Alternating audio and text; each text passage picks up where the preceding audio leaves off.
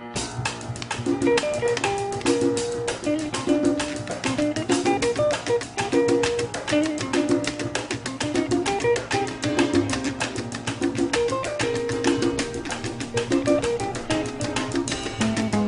I'm Janine Nodder, and you're watching Chatting with Janine. My guest this week is the majority leader in the House. I was going to say assistant majority leader, but that would be me. That'd be me. Jason Osborne, thank you. Oh, thanks for having me, Janine. Good to see you again. I've been trying to get you on my show for a long time. I know. Not my favorite thing to do, to be on camera, but here I am. Well, I wanted to talk to you so we could talk to the viewers, because every week on Facebook there is a dissertation by the Democrats on how we're passing all these bad bills and our votes are terrible. I'm like, okay, we need to set the record straight, and I'll be nice and just call it perspective. We have a different perspective on how we view things, starting with taxes. Let's go. I'm going to just jump right into the interest and dividends tax. We don't have that anymore. We had a nice funeral for it. We did. I believe that we still have the casket as well. We do. We haven't gotten rid of it yet. Yes. But maybe we'll come up with another use for it.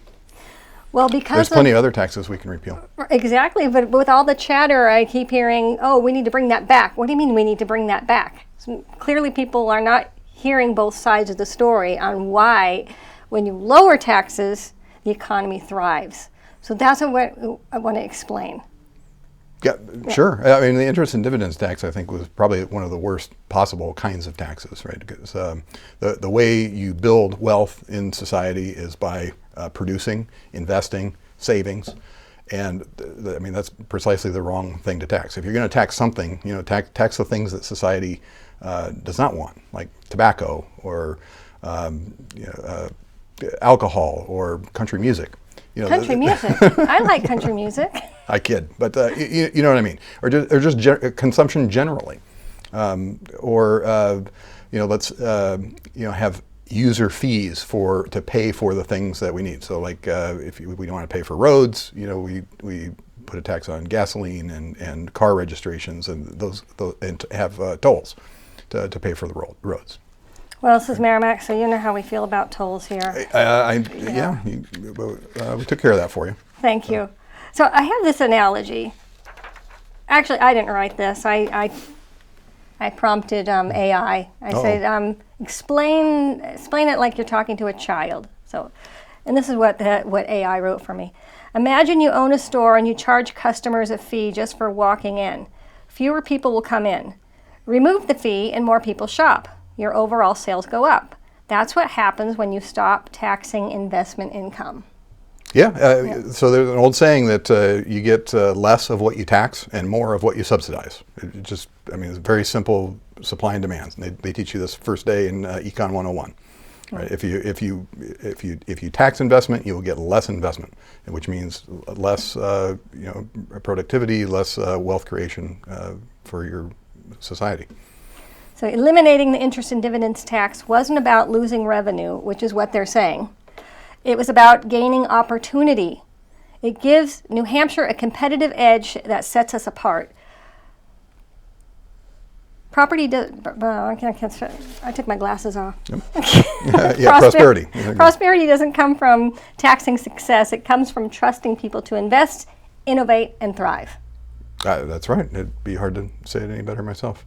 So I hope that's enough, that people can understand and see our side of things. Yeah, I think people understand it very well, because repealing this tax was insanely popular when we did it. I was actually kind of surprised, because not everybody pays every different kind of tax, right? There are some taxes that some people pay and other taxes that other people pay, but at the end of the day, as it runs its way through the economy, we all pay, whether we're taking it from your right pocket or your left pocket.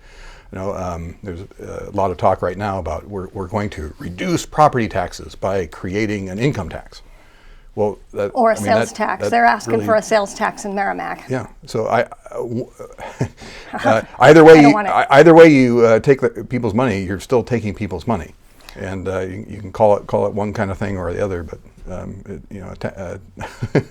a tax by any other name smells just as bad. Right, exactly. Well, they did this in other states. We have other states to look at, Connecticut, New Jersey, where it's just a little one. It's just a little sales tax. You won't even notice, just a little bit.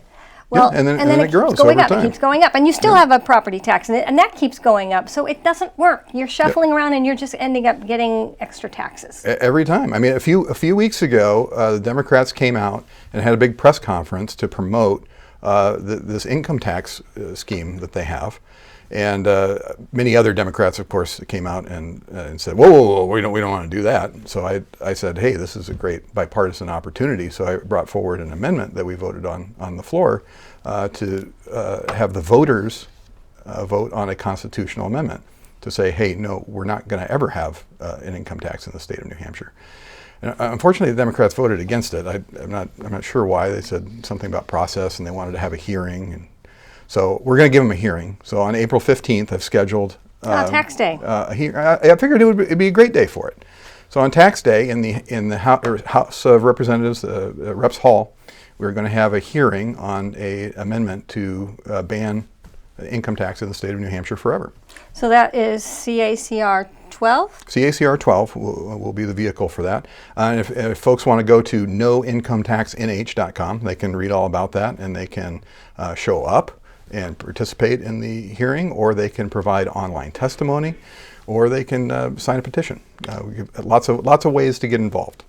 So another thing that I read on social media is, well, Janine Nutter didn't even show up. She didn't show up. Well, my son got married last week. Sometimes that happens. I'm not going to miss my son's wedding. Sorry, I didn't miss my son's wedding. So I did miss out on, and the timing was just terrible. Yeah. So we have 400 members in the House of Representatives on any given day of session.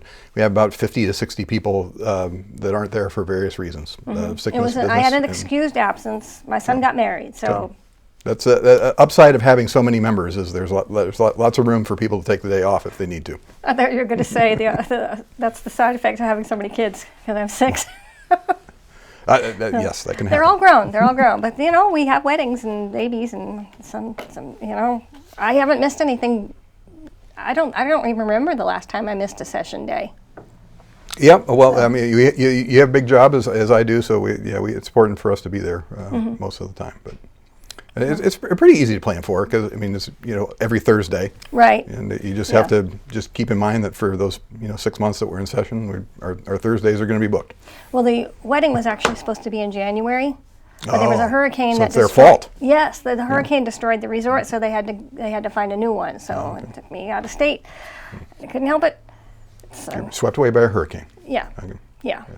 So, all right. So we had the interest and dividends tax. So now we understood. We explained it. We explained that.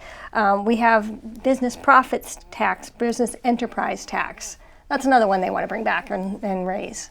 Well, we already have a business enterprise tax and a business profits tax. I'm not sure it needs to be any higher. I mean, we keep lowering it a little bit by little bit, and the revenue from it keeps increasing over time. It turns out, because evidently we were charging too much. And you can't keep lowering it all the way to zero, because then you won't get any revenue. But there's a kind of a magic point where you can get the most revenue from it by again you get less of what you tax, right? So if you tax business, you get less business. So you don't want to tax it too much. So we've been going around the state and talking to different businesses, and like Sig Sauer. And their energy bill is, can I say what their energy bill is? Oh, you probably shouldn't, but it's a lot.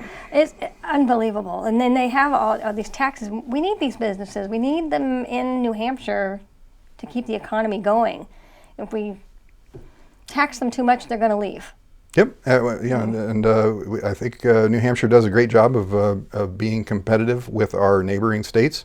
Every couple months we get yet another business moving here from Massachusetts to take advantage of our more friendly business environment. And as long as we keep it that way, that will keep happening. Unfortunately, we have other people on the other side of the aisle who would like to make it less desirable to come here. Mm-hmm. We've even been asked, the Merrimack reps were asked by the school board to consider a sales tax. And I'm like, no, I will not.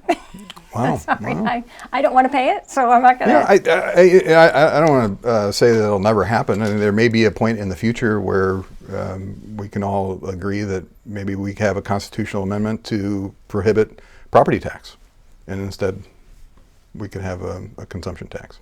I don't know. Maybe that's something 10 years from now we can talk about. Yeah. Okay. All right. Another topic that comes up a lot is local control. I am always hearing local control, local control. Well, local control is a home rule state, like Massachusetts. Massachusetts is a home rule state. It is. We're a Dillon rule state. Yeah, we are kind of alone in New England as being a Dillon rule state. And what does that mean? The difference is that the state is the primary political entity, and the towns and local governments are subdivisions of the state. They're created by the state, and they exist to enact state law. So they do what we allow them to do, as opposed to a home rule state where towns can do whatever they want unless the state tells them they can't. And I know people like to think of the towns and the state like they do the states and the federal government, which is a lot different. The states got together, they formed a club together, and they said, okay, we're gonna have the United States. The towns are a lot different. There's the state of New Hampshire, and the state of New Hampshire created these towns. And so when you hear folks talk about local control, it's always hilarious because it just means it's something that they want to go a certain way. And if something were going the opposite way, they wouldn't be talking about local control. It'd be someone else talking about local control. All right. So the local governments only have the power that the state legislature gives them. Yep. So when they tell us that what we're doing is overreach, that's not true. And now that explains. I mean, it's not.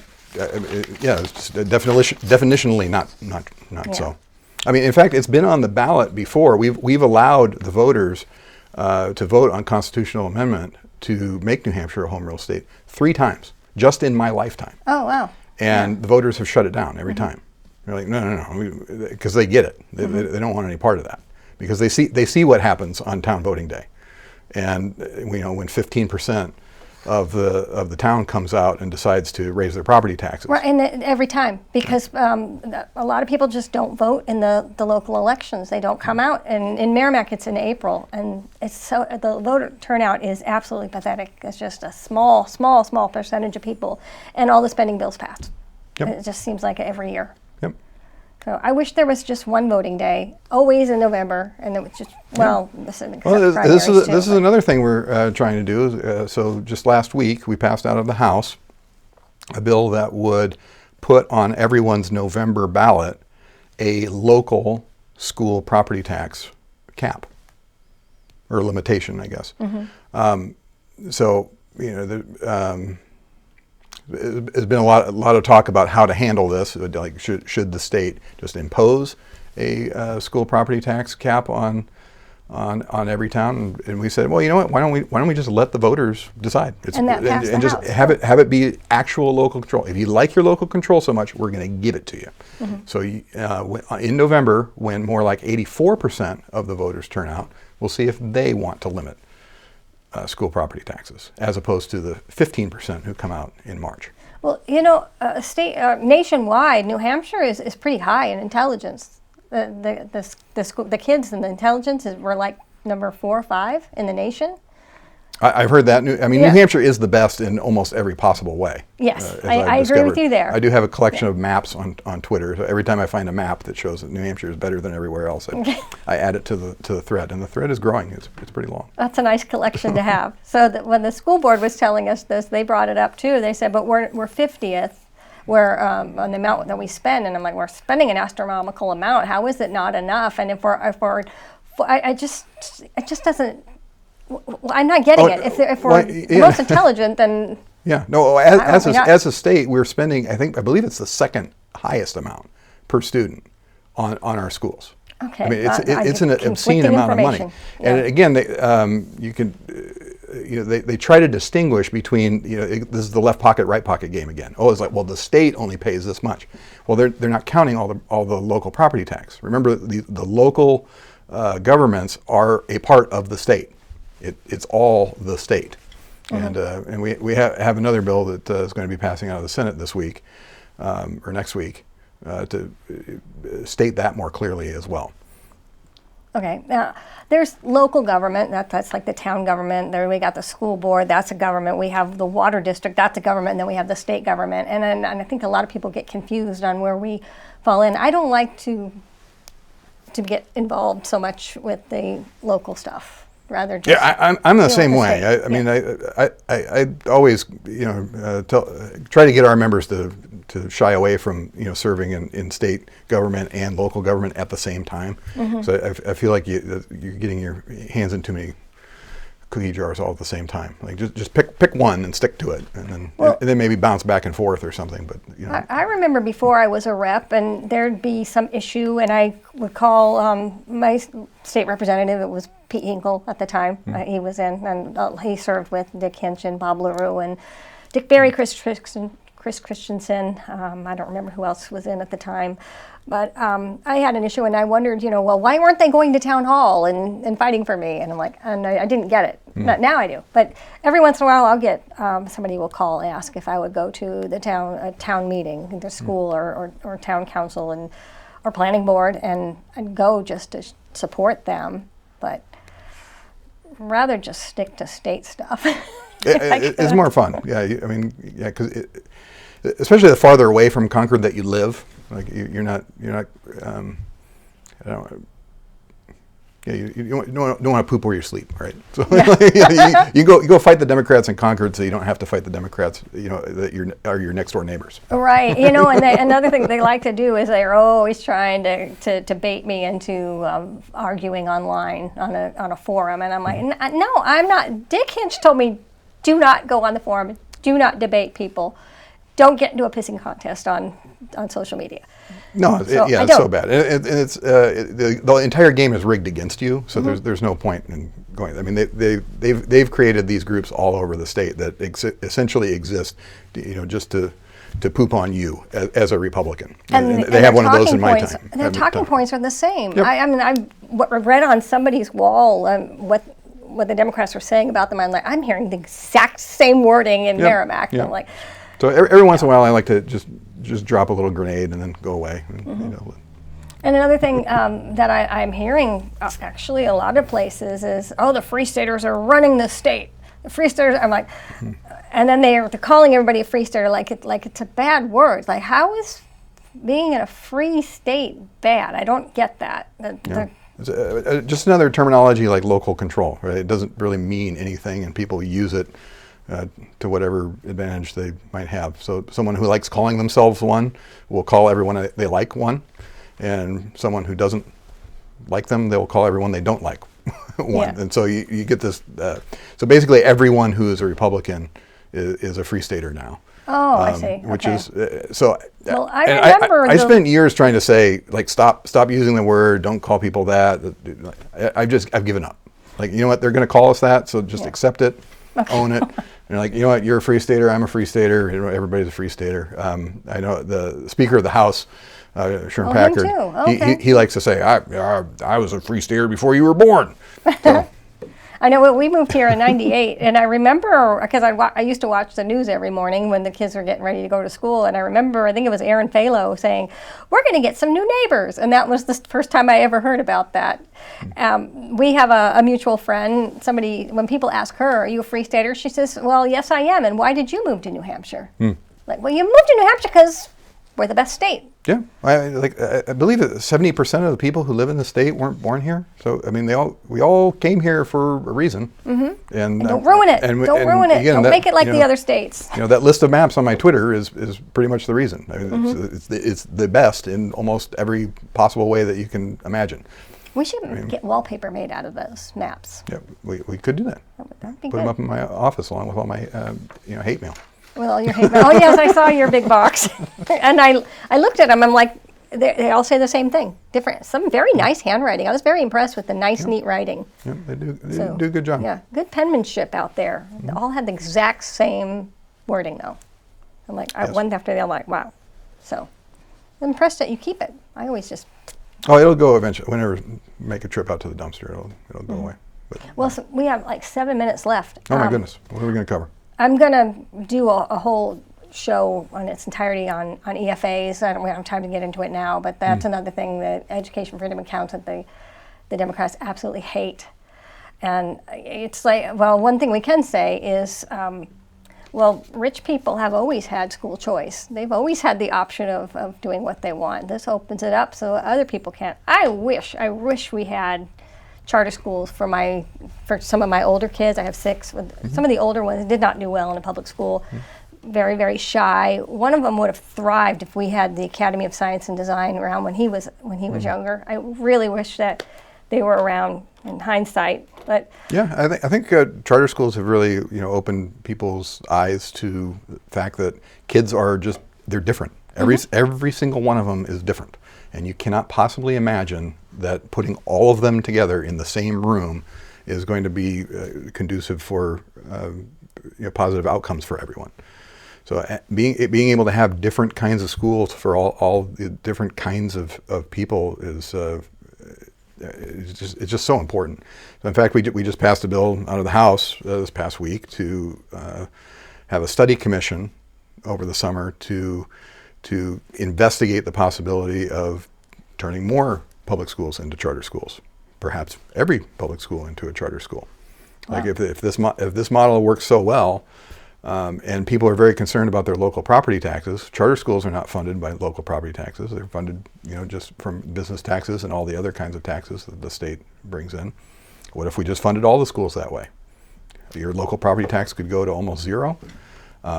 If you did not like the public school that you're using today, you could get together with some other families and go start one that worked better for your kids. Over the course of time, everybody's going to a school that works for them. It's all being funded through the state. No local property taxes. All these questions of local control and school funding. Housing is another issue, right? Because every time anyone tries to develop more housing in your town, it gets opposed because, heaven forbid, that we have more children come in to have to pay for their education. Well, if your local property taxes weren't paying for that, then you wouldn't mind so much more people moving to your town, more children. We have falling enrollment in the state right now. People are not allowing kids to move here, and that is not a recipe for advancing our civilization. Right? we have to have more kids, and so we have to properly incentivize. And have the infrastructure to accommodate that. So one thing I just cannot, maybe you can explain it to me because I don't understand. If the average cost for a child in the public school is $27,000 per student per year, but a child with an education freedom account is getting $5,000 and not from local property taxes, how is it costing more? They're saying, it costs too much to have EFAs, but it's $5,000 versus $27,000, and the EFAs don't use local property taxes. So I don't understand how they say that it costs more. Yeah, I mean, I think that's just it's the reason why you can't let people who are that bad at math be in charge of making decisions. That's Good answer. Kind of the bottom line. Again, they are scared to death that anybody would have the choice to have a different kind of educational environment than the one that they want to impose, and that's what it's all about. It's not about rich kids and poor kids to them. They do not want different kinds of schools to be able to operate on the same level playing field as the schools that they want. Mm-hmm. So last 3 minutes, I see you have some papers there. Was there anything you wanted to cover? I think I've got the same papers that you had, and I did bring a copy of this constitutional amendment that we're going to be hearing on April 15th. And this is a very, very simple question. Are you in favor of amending the second part of the Constitution by inserting this article? The House of Representatives shall not adopt a tax on wages, earned income, personal income, or other income of individuals. This prohibition shall apply to any tax measured in whole or in part by personal income, regardless of its designation. Nothing in this article shall prohibit the taxation of businesses, corporations, or other non-individual entities as otherwise permitted under this Constitution. Do you know what time that hearing is going to be? 3 p.m. 3 p.m. on April 15th in Reps Hall. 3 p.m. We intentionally started it a little late so that maybe people can get off of work and come join toward the tail end. But I do hope the governor will be able to come and testify in favor of it. I do hope maybe the Democrat candidates for governor would come and testify for it as well. I mean, they've said that they don't want this income tax that their colleagues have proposed. So let's see if they can put their money where their mouth is. And to wrap up the show, could you delight our viewers with some of your expressions that you're known for? You're known for your. There's the eyebrow, and there's the big eyes. This happens sometimes with some of the testimony that comes to the floor of the House. It goes a little like that. So from where I sit in the House, I could see you. I can't see anybody behind me, but I have a clear view of where you sit, and I wonder sometimes if they can hear me laughing over there. So the week that I was away at my son's wedding, I did listen in. I was trying to catch as much as I could when I could, and I could hear the camera. The mic picks up a lot of things. I heard Kim Rice laugh. I heard her say, "I wave off," and I was surprised at how much picks up. So we all need to be careful when we're at Reps Hall about what we're saying out loud when the mic is hot. Yes. Okay. Well, thank you, Jason. Oh, anytime, Janine. Mr. Leader. I'm sure I'll see you tomorrow. Thank you for watching.